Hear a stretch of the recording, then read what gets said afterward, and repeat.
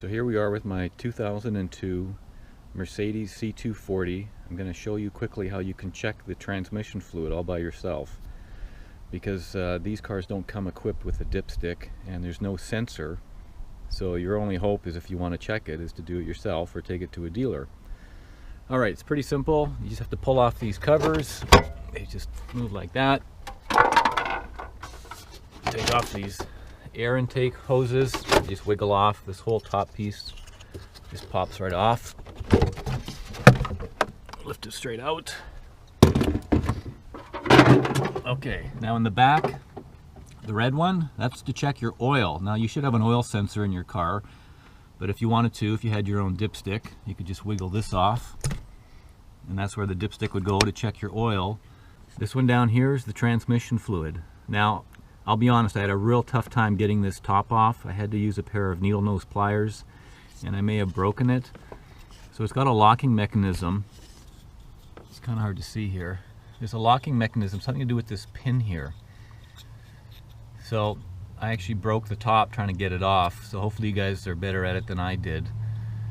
Also, avoid another mistake I made. There's a little O-ring that sits right inside here, and I should have removed it and I didn't, and when I checked my oil with my homemade dipstick, the O-ring came flying out and I lost it, so I'm gonna have to improvise something. But you get the idea. There's the plug and there's the hole. So I just used a coat hanger, and the length from the tip to where it hits the pan to the top of the nozzle there is 23 inches. So just like a regular dipstick, I'm trying to do this with one hand.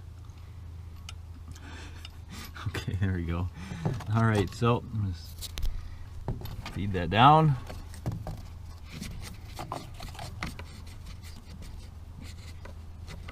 And you'll feel it bottom out right there.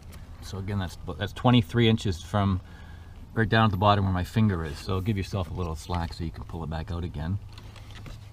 And then you pull it out. Now, of course, you want the engine running.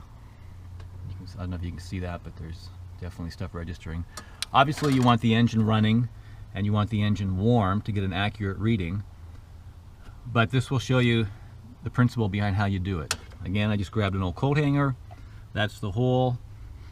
Good luck getting the cap off, and don't lose the O-ring. And oh, the measurements on my car are right here. So if you wanted to measure where the level is on your coat hanger or a piece of wire, it should fall somewhere between these parameters. Again, when the engine's running and when it's warm. And then to top it up, pretty obvious, shove a dollar store funnel down there, and there you go.